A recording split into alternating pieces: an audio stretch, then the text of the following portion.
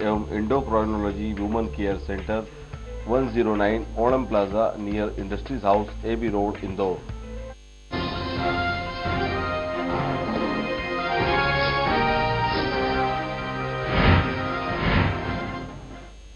नमस्कार, साधना news special देख रहे हैं आप। आपके साथ मैं हूं शशांक भट्ट। मध्य प्रदेश की बीते सालों में निश्चय ही तस्वीर बदली है, लेकिन बेरोजगारी का ग्राफ कम नहीं हुआ है। चतुर्थ श्रेणी के पदों पर नियुक्तियों के लिए उच्च शिक्षित युवा भी हजारों की संख्या में आवेदन कर रहे हैं। आखिर क्या है इसकी वजह? सरकारी नौकरी के प्रति आकर्षण या हुनर की कमी? आखिर कौन है इस हालात का जिम्मेदार? इसी बात की पड़ताल करेंगे आज के हम खास कार्यक्रम में।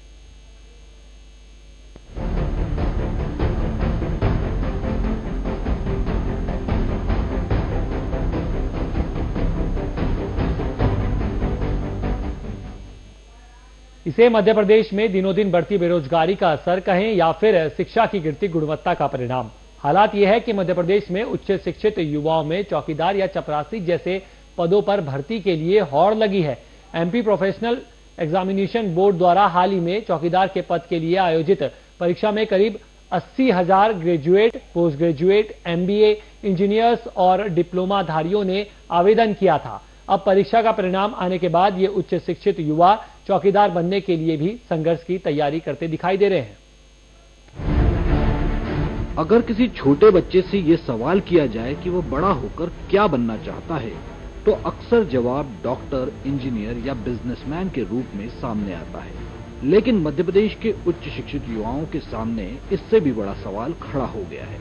सवाल है कि इंजीनियरिंग, कॉमर्स या बिजनेस मैनेजमेंट में बड़ी बड़ी डिग्रियां लेकर भी ये लोग जाएं तो जाएं कहां? शायद ये प्रदेश में बढ़ती बेरोजगारी का ही नतीजा है कि चौकीदार के 963 पदों के लिए 4 लाख से ज्यादा आवेदनों में 80,000 उच्च शिक्षित युवा हैं। इस परीक्षा में जो हमारे 963 जो पोस्ट थी, उनके विरुद्ध हमारे यहाँ पे जब रिजल्ट डिक्लेयर हुआ है तो उसमें से कुछ लोग ऐसे आए हैं कि जो BE भी हैं, जो पोस्ट ग्रेजुएट भी हैं, ग्रेजुएट भी हैं। जाहिर है कि जिस पद के लिए न्यूनतम योग्यता 8वीं पास होना रखा गया था, उस परीक्षा में ग्रेजुएट्स और पोस्ट ग्रेजुएट्स के शामिल होने से सफलता का प्रतिशत शिक्षित युवाओं के पक्ष में रहा। मजेदार बात यह भी है कि चौकीदार बनने के इच्छुक 1400 इंजीनियरिंग परीक्षार्थियों में से केवल 34 ही चयनित हो सके। यानी इंजीनियर्स को यहाँ भी बेहद टफ कंपटीशन का सामना करना पड़ा। ऐसे में हमारी शिक्षा प्रणाली को लेकर सवाल उठना भी लाजमी है। शिक्षाविदों की माने तो हमारे शिक्षा तंत्र में कौशल विकास पर उतना ध्यान नहीं दिया जाता जितना दिया जाना चाहिए। ज्यादा चिंता का विषय ये है कि लोगों में स्किल्स ही नहीं है कि आप इंजीनियरिंग करने के बाद यदि आप में बेसिक एप्टीट्यूड स्किल्स नहीं, क्योंकि वो जो पेपर यदि आप देखें, वो मैंने पेपर देखा है तो उसमें बहुत ही सामान्य ज्ञान की चीजें पूछी गई हैं, बहुत ही कम एप्टीट्यूड है क्योंकि चतुर्थ श्रेणी के लिए है। तो वो ज्यादा चिंता का विषय है। मेरे ख्याल से मुख्यमंत्री जी को इस पे बहुत ज्यादा गहन चिंतन करनी चाहिए कि हमारे यहाँ के जो शिक्षा पद्धति है उसको सुधारे। UGC भी बहुत सारे नियम ला रही है उच्च शिक्षा के लिए, तो उसमें भी मिनिस्टर साहिबा बहुत कुछ कर रही हैं। तो ये बहुत जरूरत है कि हम अपने क्वालिटी ऑफ एजुकेशन को सुधारें।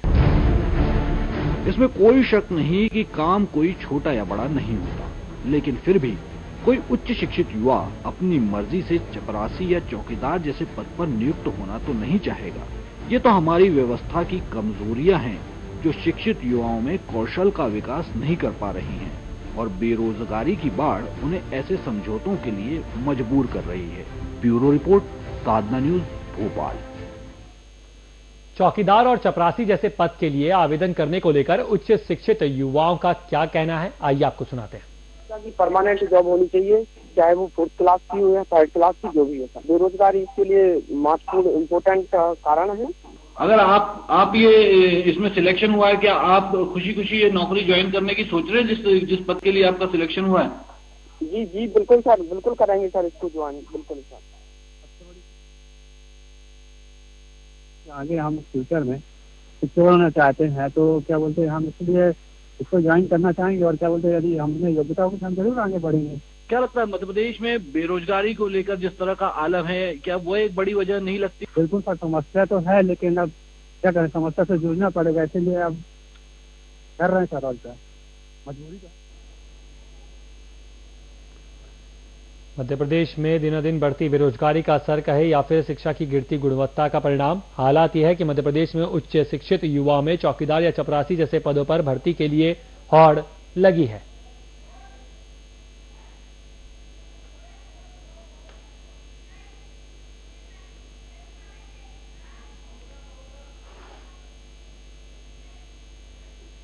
इसी मुद्दे पर चर्चा करने के रुख करेंगे भोपाल स्टूडियो का, जहां से हमारे साथ 4 मेहमान जुड़ रहे हैं। आनंद सावधानी शिक्षाविद हैं, कुणाल चौधरी कांग्रेस नेता, मिलन भार्गव बीजेपी नेता, साथ ही हमारे ब्यूरो चीफ आशुतोष जी। आप चारों का बहुत बहुत स्वागत साधना न्यूज में। नमस्कार। आशुतोष जी, आपसे जानना चाहूंगा, इंजीनियर चौकीदार। देखिए, निश्चित रूप से स्थिति तो काफी भयानक है। अगर 4 लाख से ज्यादा आवेदन आते हैं केवल 963 पदों के लिए, और उसमें से भी 80,000 ऐसे हैं जो ग्रेजुएट हैं, पोस्ट ग्रेजुएट हैं, इंजीनियर हैं, डिप्लोमा होल्डर हैं, तो इस पर चर्चा करना बेहद जरूरी हो जाता है। तो सबसे पहला सवाल तो मैं आनंद सावधानी जी से करूंगा कि क्या कहेंगे इसको, ये बेरोजगारी है, बेरोजगारों की बाढ़ है या कौशल की कमी है? जी, मैं बताना चाहूंगा कि कुछ लोगों को ये लग रहा है बेरोजगारी है, लेकिन मुझे ऐसा नहीं लग रहा। बेरोजगारी जिस हिसाब से रोजगार मिलने चाहिए थे पिछले सालों में मिले हैं, लगभग उसी अनुपात में रोजगारों की कमी नहीं है, रोजगार उतने ही आ रहे हैं, लेकिन कहीं ना कहीं लेवल जरूर डाउन हुआ है। मैं ना बीजेपी से हूं, ना कांग्रेस से हूं, मैं ना किसी सरकार की बुराई कर रहा हूं, लेकिन मुझे ऐसा लगता है कि मध्य प्रदेश में जो कुकुरमुत्तों की तरह कॉलेजेस खुल गए हैं, इंजीनियरिंग कॉलेज हो या एमबीए कॉलेज हो, तो उसमें विद्यार्थी उतने ही हैं, और कहीं ना कहीं विद्यार्थियों के फ्यूचर के साथ समझौता करके उनका जो स्टैंडर्ड है, थोड़ी देर पहले मैडम ने भी बताया कि जो स्किल्स हैं वो नहीं है। आज भी रोजगार के लिए बड़ी बड़ी नेशनलाइज मल्टीनेशनल कंपनीज आती हैं, बट वो केवल क्रीम कैंडिडेट्स को ले जाती हैं, और ले जाती कहाँ हैं?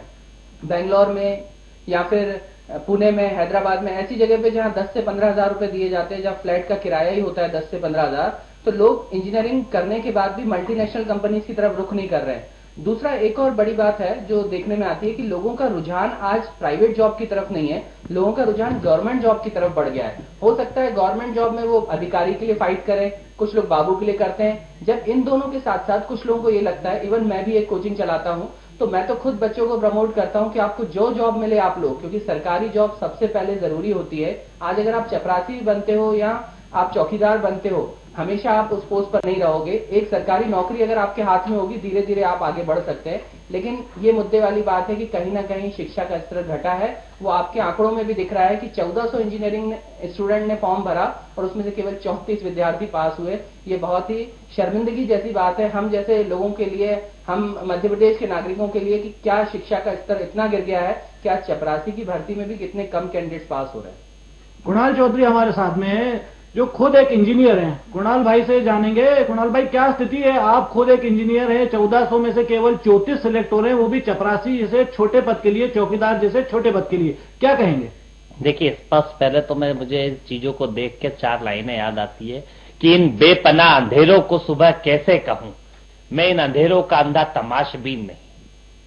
जिस प्रकार से मैं इसके ऊपर पूरी बात करना चाहूंगा कि 3 जो पहलू मैं इसके महत्वपूर्ण रूप से देखता हूं कि 4 लाख लोग 900 पदों के लिए अगर पहली बात तो अगर अप्लाई करते हैं, तो आप समझ सकते हैं कि बेरोजगारी की किस तरीके से भयावह स्थिति इस मध्य प्रदेश के अंदर है, जिसमें चपरासी के लिए अगर 4 लाख लोग अप्लाई कर रहे हैं, तो आप समझ लीजिए कि 1000 पे 4 लाख लोग आ रहे हैं। मतलब इससे आपको स्थिति। शिक्षा की बात करें कि इंजीनियरों की क्या शिक्षा का स्तर है, क्या पीजी होल्डर्स की शिक्षा का स्तर है, कि एक इंजीनियर करे हुए व्यक्ति इस क्वालिफाई नहीं कर पा रहा है एक बेसिक पेपर को, तो आप शिक्षा के स्तर की बात कर सकते हैं। मध्य प्रदेश के अंदर जब से ये व्यापम नामक घोटाला इस शिवराज सरकार में शुरू हुआ है, लोगों के साथ जो धोखा हुआ है, कहीं ना कहीं इस मध्य प्रदेश को बेरोजगारों का प्रदेश बना दिया है, या फिर इस मध्य प्रदेश से कहीं ना कहीं रिटायर्ड लोगों का प्रदेश ये मध्य प्रदेश होता जा रहा है। आज मध्य प्रदेश में अच्छी शिक्षा चाहिए, मूल समस्या यही है कि अगर अच्छी शिक्षा चाहिए, कौशल की कमी, दोनों ही बेरोजगारों की बाढ़ हो गई है, इसलिए लोगों को अपनी योग्यता से कम पद पे जाना पड़ रहा है, या फिर कौशल की कमी है कि वो उसी लायक। देखिए, पहली बात तो मैं आपको बता दूं कि जब से व्यापम आया है, तो पूरी तरीके से शिक्षा के अंदर एडमिशन उस प्रकार से होने लग गया कि पूरी तरीके से वहां पे पैसे लेके लेन देन होके होता है। रोजगार पे एग्जाम्स पास करना हो तो कहीं ना कहीं स्थिति यह भी होगी कि चपरासी की परीक्षा में कितना पैसा सरकारी विभाग ने लिया होगा कि कहीं ना कहीं अच्छे लोगों को इसमें भी रोकने का काम कर दिया होगा, क्योंकि मध्य प्रदेश के अंदर बिगड़ पैसे के लेन देन की एक भी परीक्षा पास नहीं होती है। व्यापम का सीधा सीधा स्पष्ट है और व्यापम का सीधा सीधा उदाहरण है। मध्य प्रदेश के अंदर अगर अच्छी शिक्षा आपको चाहिए तो आपको बाहर जाना पड़ेगा, अच्छा रोजगार चाहिए तो आपको बाहर जाना पड़ेगा। मध्य प्रदेश रिटायर्ड लोगों का प्रदेश हो चुका है। लोग कोशिश कर रहे हैं कि किस प्रकार से यहां पर संविधान में एक अधिकार है कि आपको जीने का अधिकार हो। जीने का अधिकार तो है, पर जीने के लिए जिन भौतिक सुविधा, भौतिक चीजों की जरूरत है, उन चीजों का अधिकार नहीं। इसीलिए कांग्रेस ने कई बड़े बड़े कदम उठाए थे। इस देश के अंदर भोजन के अधिकार की बात करी हो, रोजगार के अधिकार की बात करी हो, ये कांग्रेस पार्टी की चीजें थी और जिसे खत्म करने का काम भारतीय जनता पार्टी ने करा है। और मध्य प्रदेश को ये क्या कैसे कहते हैं कि मध्य प्रदेश अग्रणी हो चुका है, ये पिछड़े से पिछड़ा राज्य होता जा रहा है। मध्य प्रदेश के अंदर एक भी जगह जॉब नहीं की बातें सुने तो ऐसा लग रहा है कि 12 साल से आपकी सरकार प्रदेश में है और इसके पहले प्रदेश में हालात बहुत ही अच्छे थे और जब से आपकी सरकार आई है तब से सारी समस्याएं पैदा हो गई हैं। अब लोगों को बाहर जाना पड़ रहा है। तो क्या स्थिति थी मध्य प्रदेश की पहले और 12 साल से आपकी सरकार है प्रदेश में, तो क्या अंतर आया है? कुछ प्रकाश डालेंगे और कुणाल जी की बातों का कुछ जवाब देना चाहेंगे? हाँ, बिल्कुल देना चाहूंगा। मैं चाहूंगा ये आज जिस विषय पे आज हम लोग सब डिबेट करने बैठे हैं आशुतोष जी, मुझे लगता है ये समस्या आज मध्य प्रदेश की नहीं, अभी तो पूरे देश की और वैश्विक तौर पर देखा जाए तो विश्व की है। भारत की जो जनसंख्या आबादी जिस तेजी से बढ़ी है, मैं मानता हूं कि उस तेजी से रोजगार पैदा कोई भी सरकार नहीं कर पाई और ना कर पाएगी। मुझे ध्यान देने की आवश्यकता है कुणाल भाई, ये राजनीतिक ना बनाते हुए इसको समझने की आवश्यकता है कि देश के सामने जो सबसे बड़ी स्थिति है रोजगार की, उसमें दो तरह के वर्गों के लिए रोजगार अकेले सरकार नहीं देती है। दो तरह के वर्ग आते हैं जो रोजगार के लिए हमेशा पैदा होते हैं। एक अशिक्षित है, जो अर्धशिक्षित है, और दूसरा जो है वो शिक्षित है। ये तीन लोग हैं जो हमेशा रोजगार की तरफ देखते हैं। एक समय आता है, एक उम्र आती है, उसके बाद रोजगार की हर व्यक्ति को आवश्यकता होती है, उसको अपने जीवन यापन करना है। तो सरकार अकेला रोजगार दे, उससे इस चीज की पूर्ति नहीं होगी। इस समस्या का हल रोजगार देना नहीं है, इस समस्या का हल है व्यक्ति को कौशल देना, कि वो शिक्षित होके या तो वो नौकरी करे, यदि वो चाहे कि अपना खुद का व्यवसाय डाल सके, उद्योग डाल सके, अपने जीवन यापन को किस प्रकार से आगे बढ़ा सके, उसके लिए निर्भरता उसकी बढ़े। सरकार को, जो पिछली सरकारें आशुतोष जी काम करती आई हैं, वो कौशल की ना ध्यान देते हुए, आत्मनिर्भरता ना बढ़ाते हुए सरकार पर निर्भरता कैसे बढ़े उस तरफ उन्होंने काम किया। और शिक्षा पद्धति में भी कोई बहुत बड़ा गुणात्मक काम नहीं किया। हमारी शिक्षा पद्धति को आप देखेंगे तो गुलाम बनाने वाली शिक्षा पद्धति रही है, जो मैकाले की नीति रही है। जो ब्रिटेन के शिक्षाविद ने देश को गुलाम बनाने के लिए नीति बनाई थी, उस नीति को लागू करने के लिए कांग्रेस ने काम किया। और इस कांड से आप व्यापम चिल्लाते रहेंगे, इससे भी इसका हल नहीं है। बेरोजगारी आज देश की समस्या, जनसंख्या का विषय है कि बेरोजगारी समस्या का मूल कारण है या फिर कौशल की कमी। हमारी शिक्षा की प्रणाली है वो कौशल विकास पर उतना जोर नहीं देती, ये क्या मुख्य कारण है इस पूरी समस्या का? बिल्कुल इसका मूल जो कारण है कौशल है आशुतोष जी। आप देखेंगे, मैं मानता हूं कि एक नाई का बेटा डिग्री लेने के बाद उसको रोजगार की आवश्यकता नहीं पड़ती है। एक नाई का बेटा अपने पिता की नौकरी ज्वाइन करता है, अपने व्यवसाय को चलाता है और अपना जीवन यापन करता है। एक मिठाई का बनाने वाला व्यक्ति भी पढ़ाई करता है, अपने पिता के बिजनेस को संभालते हुए अपने जीवन यापन करता है। मतलब एक देखेंगे आप, कौशल यदि घर में मिल रहा है, उसको कहीं ना कहीं अपने जीवन यापन करने के लिए कोई विधा उसको यदि घर से मिल रही है, तो उसको सरकार का मुंह नहीं देखना पड़ता है। लेकिन सरकार ने क्या करा पिछले दौर में? सरकार ने कौशल पे ना ध्यान देते हुए, आगे बढ़ते हुए राजनीति की और इसके अलावा कुछ नहीं किया। हमारी जगह हमारी भारतीय जनता पार्टी की सरकार है। नीलन जी, यहाँ पर यह सवाल उठता है कि सरकार में आप भी रहे, पिछले 1 दशक से ज्यादा आप भी सरकार में रहे, कुणाल जी की पार्टी जो है 5 दशक से ज्यादा प्रदेश की सरकार में रह चुकी है। तो कहीं ना कहीं नहीं लगता कि ज्वाइंट रिस्पॉन्सिबिलिटी आपकी भी है और कुणाल जी की पार्टी की भी है? इस बात का जवाब लेंगे हम आनंद सब्दानी से कि जो स्किल डेवलपमेंट की बात लगातार चल रही है, क्योंकि आप जो है एक कैरियर काउंसलर भी हैं, लगातार इन चीजों को देखते हैं, तो क्या लगता है कि पिछले कुछ समय से स्किल डेवलपमेंट के क्षेत्र में कोई बेहतर काम हुआ है? आनंद जी। जी, मैं बताना चाहूंगा कि मैं मिलन जी की बात का पहले जवाब देता हूं कि मिलन जी ने कहा कि शिक्षा का स्तर बढ़ रहा है। कुछ दिनों पहले माननीय मुख्यमंत्री जी का एक आयोजन था, उसमें मैं था, तो मैंने वाकई में मुख्यमंत्री जी ने भी इस चीज को एक्सेप्ट किया कि शिक्षा का जो स्तर है आज भी उस लेवल का नहीं पहुंचा है। हालांकि मध्य प्रदेश सरकार बहुत प्रयत्न कर रही है, उसके बावजूद भी हायर क्वालिफिकेशन के लिए, हायर एजुकेशन के लिए, ये खुद सीएम साहब ने एडमिट किया कि हायर एजुकेशन के लिए आज भी हमारे क्षेत्र का बच्चा बाहर जा रहा है। और ये वाकई में सच्चाई है कि हमारे जो स्तर है वो ऐसा नहीं है। दूसरी चीज भाई साहब ने बोला, अब मैं भाई साहब का कांग्रेस की तरफ से जवाब देना चाहूंगा कि इनका ये कहना था कि आज पैसे लेके ही नौकरी लग रही है, तो ये सच्चाई नहीं है। अगर पैसे लेके नौकरी लग रही होती तो आज हर कोई बंदे के पास रोजगार होता है, ये सच्चाई नहीं है। मैं ये बात दोबारा बोलना चाहूंगा क्योंकि एग्जाम्पल जीता जागता मैं हूं मैं खुद समाज से जुड़ा हुआ हूँ, मैं खुद एक सब्दानी कोचिंग नाम का इंस्टीट्यूट चलाता हूँ। हमारे इंस्टीट्यूट में पिछले साल एक बच्चा आया जो बिल्कुल निर्धन था, एक निर्धन परिवार का था। उसका पढ़ाई का खर्च, रहने खाने का खर्च सब मैंने लिया।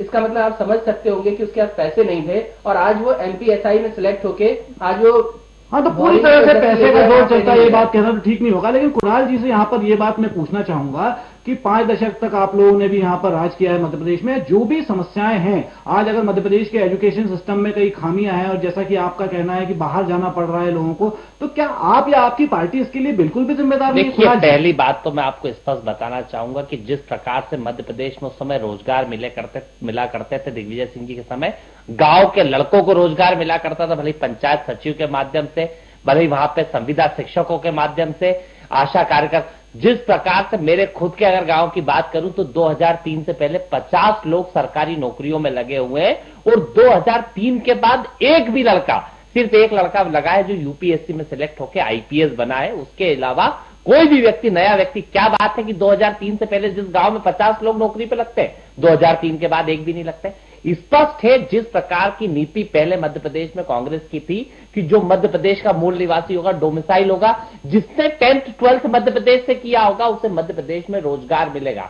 क्या हुआ कि मध्य प्रदेश के लोगों के रोजगार को बेचने के लिए शिवराज सरकार ने नया फार्मूला लाया कि पूरे देश के लोगों के लिए रोजगार खोल दिया जाएगा और मध्य प्रदेश के लोगों के लिए हर राज्य में कहीं ना कहीं डोमिसाइल का वो रहता है कि 70% 80% उस स्टेट के लोगों को रोजगार मिलता है। क्या बात है कि मध्य प्रदेश में एक क्लॉज 2007 में जाके खत्म कर दिया शिवराज सिंह सरकार ने। सब्दानी जी की बात है तो उनको कोचिंग इंस्टीट्यूट चलाना है, नहीं तो कि शिवराज सरकार इनको यहां रहने नहीं देगी। कहीं ना कहीं जो बातें है ना, जो बात कर रहे व्यापम, तो क्या इनके कैबिनेट स्तर के मंत्री यूं ही जेल के अंदर थे? लक्ष्मीकांत शर्मा क्या 1.5 साल से बिगड़ उसके जेल नहीं है? क्या व्यापम घोटाला हुआ, इतना बड़ा घोटाला हुआ, 1 करोड़ युवाओं के साथ कहीं ना कहीं इन्होंने रोजगार छला है। मध्य प्रदेश के रोजगार को बेचने का काम किया है, इस कारण यह स्थिति उत्पन्न हुई है और ये व्यापम के नतीजे आगे जाके आप देखेंगे किस प्रकार से एक पद के लिए 4-4 लाख लोग आएंगे, तो 1000 पद थे जिसके लिए 4 लाख लोग आए। अगर इसके बाद भी आप इन अंधेरों को सुबह कहना चाहो तो मैं इससे तो कोई कह नहीं सकता, क्योंकि आप लोगों की जो इच्छा है, पर जिस प्रकार से बद से बदतर स्थिति इस मध्य प्रदेश की हो चुकी है। मिलन जी कह रहे हैं पिछले 12 साल से सरकार आपकी थी। अगर आप जो कह रहे हो कि कौशल विकास पे ध्यान नहीं दिया, तो 12 साल से क्या झांझ मंजी ने बजा रही थी सरकार? बहुत ही गंभीर 12 साल से कर क्या रही थी?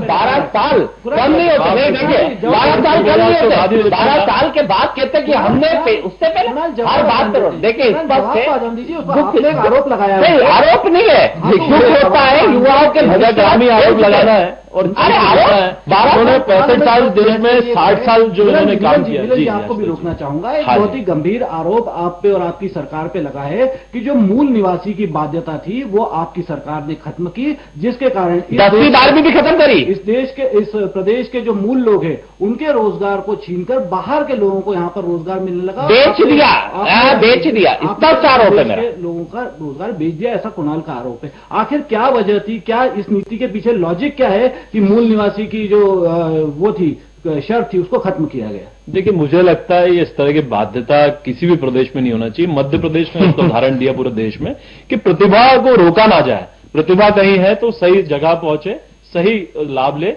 तो इसके लिए माननीय शिवराज सिंह चौहान जी को धन्यवाद देगा इस प्रदेश, और पूरा देश भी इस बात को मानता है कि माननीय शिवराज सिंह जी की जो नीति रही है सर्वस्पर्शी सर्वविकासी रही है। सबका साथ सबका विकास भारतीय जनता पार्टी का नारा है, उसको लेकर हम लोग काम करते हैं। हम एक प्रतिभा को बांधने का काम नहीं किया। मध्य प्रदेश में भी यदि बेहतर से बेहतर प्रतिभा यदि आकर मध्य प्रदेश के विकास में भागीदारी हो सके तो उसके रास्ते खोलने का काम किया, ना कि बांधने का। कांग्रेस का तो काम चिल्लाना, आरोप लगाना, ये 60 वर्षों से इन्होंने कुछ नहीं किया। अब जो अपेक्षा 1 वर्ष और 12 वर्ष में करते हैं, ये बिल्कुल ठीक नहीं है। हम भी 3 चुनाव जीते हैं और जनता जानती है कि क्या विकास हुआ है, कितना रोजगार मिला है। ये युवा ही है जिन्होंने इस सरकार का चयन किया। चाहते हैं कि 12 साल का समय काफी नहीं है। बिल्कुल समय काफी। हम लोगों ने जो 2007 आप 2007 की नीति देखेंगे माननीय शिवराज सिंह चौहान जी की, 2007 से इन्होंने निर्णय लिया था कि शिक्षा पद्धति में जो 12वीं और 11वीं का विद्यार्थी है वो स्कूली जीवन से ही अपने कौशल विकास में किस तरह से प्रतिभागी होते हैं। बिल्कुल नतीजे मिल रहे हैं। आप देखेंगे किस प्रकार से हमारा मध्य प्रदेश का युवा छोटे 1000 नौकरियों के लिए। हाँ बिल्कुल, ये गलत भी नहीं है। मुझे लगता है कि न्यूनतम इसकी यदि शिक्षा की उसमें रखी गई है भागीदारी कि 8वीं पास व्यक्ति इसके लिए एलिजिबल है। मुझे लगता है कोई भी बाध्य किसी को नहीं करना चाहिए। सरकारी नौकरी के लिए जहां तक प्रश्न है, मुझे लगता है हर व्यक्ति अपने जीवन को सिक्योर करना चाहता है, सुरक्षित करना चाहता है। तो सरकारी रोजगार की तरह यदि वो देख रहा है, यदि वो हायर क्लास वाला भी देख रहा है, तो उसके लिए उसको बाध्य करना और उसका मजाक बनाना बिल्कुल ठीक नहीं है। उसका मजाक यहाँ कोई नहीं बना रहा है। सवाल ये गलत है, बिल्कुल सही है। जिस कौशल विकास में जो तरक्की होनी चाहिए थी वो नहीं हुई, तो ऐसे में आपकी सरकार क्या उसके लिए जिम्मेदार नहीं? और आपकी सरकार द्वारा जो भी कार्यक्रम कौशल विकास के नाम पे चलाए जा रहे हैं उनके बारे में कुछ जानकारी दे कि आपकी सरकार ने ये काम किए हैं। हाँ जी, मैं वही जानकारी आपको देना चाह रहा हूँ। कौशल विकास को लेकर मैं बोल रहा हूँ 11वीं 12वीं के पाठ्यक्रम में मध्य प्रदेश में आप देखेंगे एक सब्जेक्ट ऐसा भी रखा है जो कौशल विकास से लेकर है, वो चयनित है। मतलब विद्यार्थी को बाधित नहीं कर रहे हैं कि आपको कौशल विकास सब्जेक्ट लेना ही है। उसको एक ऑप्शन दिया जाता है कि आप कौशल विकास से जुड़ के भी आगे का सीख सकते हो, अपना खुद का उपक्रम किस प्रकार से लगा सकते हो, या अपने कैसे हुनर पैदा कर सकते हो। ये ग्रेजुएशन और पोस्ट ग्रेजुएशन में भी हम लोगों ने इसकी बाध्यता नहीं की है, ये ओपन है। कोई भी इस तरफ रुझान लेकर अपना चयन कर सकता है। और रोजगार की तरफ देखेंगे, मुख्यमंत्री की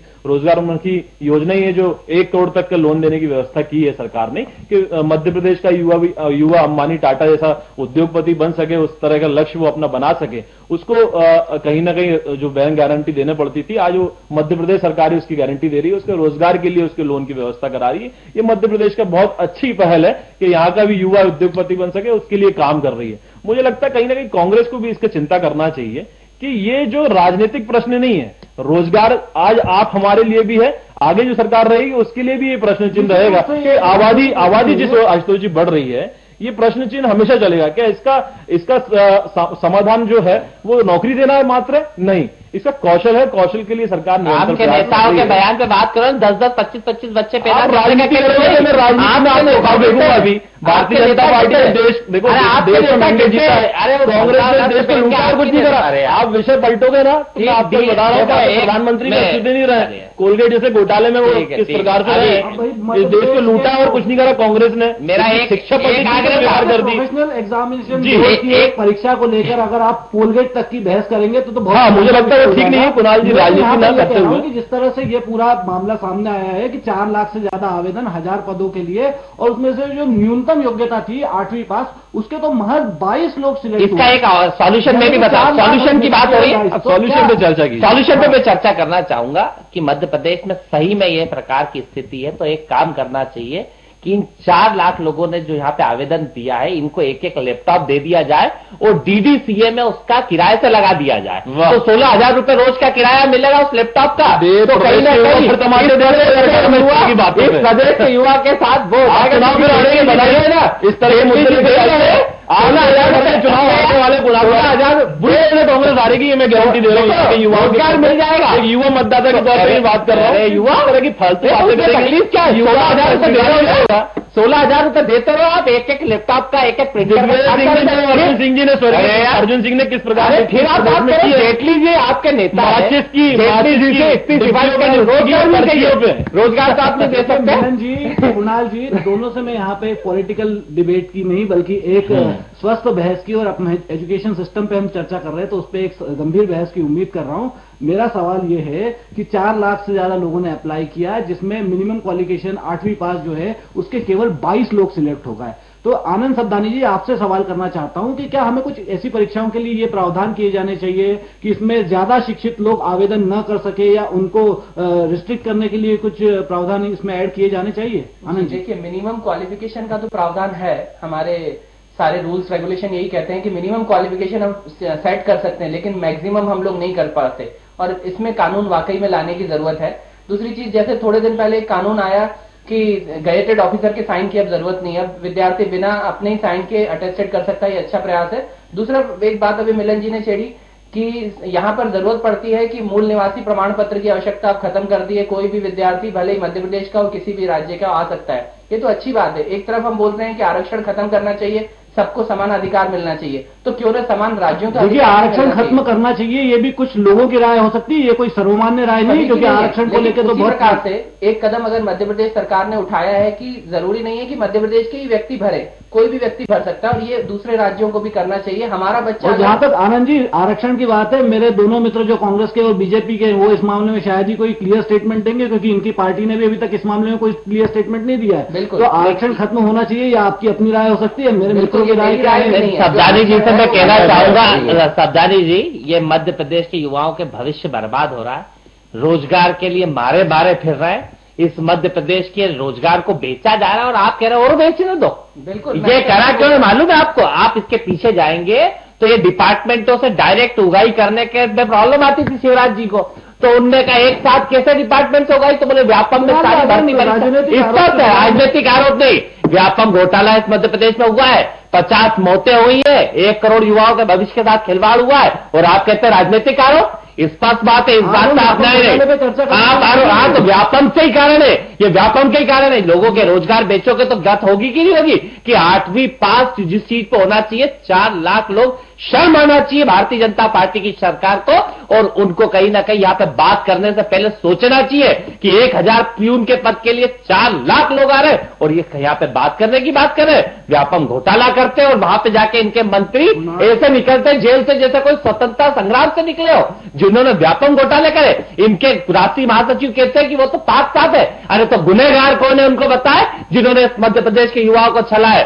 और सब्दानी जी, मेरे आपसे भी कहना है कि मध्य प्रदेश के युवाओं के रोजगार की बात करना हो तो बेहतर होगा आप अगर ये कहेंगे कि इधर मध्य प्रदेश के युवाओं का रोजगार का पहला अधिकार है, पहले उनको अधिकार मिलेगा, उसके बाद दूसरी जगह की बात होगी। इस बात में आपके जिस तरीके से वहां पर 4 लाख से भी ज्यादा बच्चों ने वहां पर नामांकन किया है पियोन के पद के लिए, और सोचने वाली बात तो यह है कि यहाँ पर 1400 इंजीनियर ने भी परीक्षा दी थी, जिसमें से केवल 34 ही पास हो पाए। आप चारों का बहुत बहुत शुक्रिया हमारे साथ जुड़ने के लिए। आनंद सब्दानी जी, कुणाल चौधरी जी, मिलन भार्गव जी, आशुतोष जी, आप सभी का बहुत बहुत शुक्रिया हमारे साथ जुड़ने के लिए। हमारे इस खास पेशकश में फिलहाल इतना ही। मुझे दीजिए इजाजत, नमस्कार।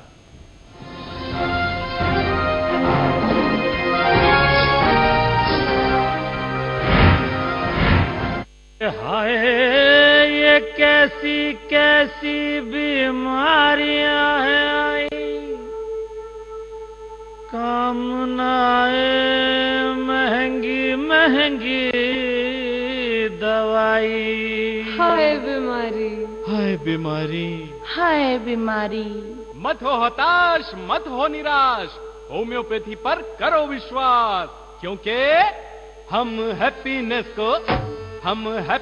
को जीने वाले हैं, हम होम्योपैथी खाने वाले हैं, ओ होम्योपैथी खाने वाले हैं। नील फीमेल हो या फिर बच्चा, बूढ़ों की भी करती है रक्षा, इलाज है इसका सीधा सच्चा, हर रोगी अब होगा अच्छा, क्योंकि हम द्विवेदी जी को, डॉक्टर द्विवेदी जी को, हम द्विवेदी जी को चाहने वाले हैं, हम हैप्पीनेस को जीने वाले हैं, हम होम्योपैथी खाने वाले हैं। Doctor A K. Dwivedi, advance homeo health centre, Mayank apartment, Geeta Bhawan Mandir road, Indore. Contact 9826042287।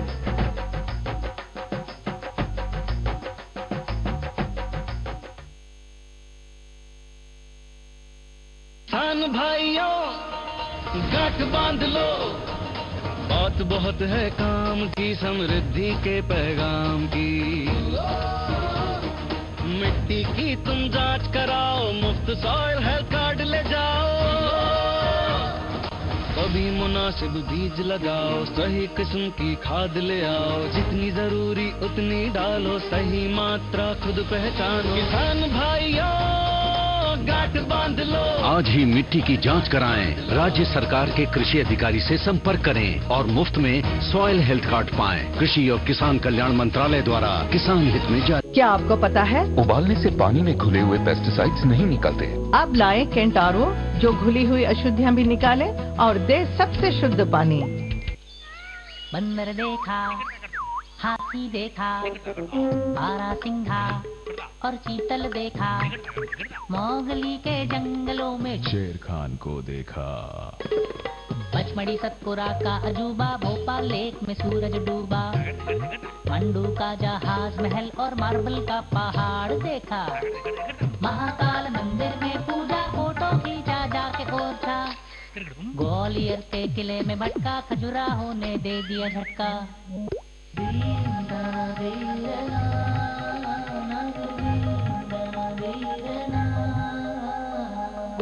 वालों को मिलने जुलने जा पहुंचा मैं भीमबेटका।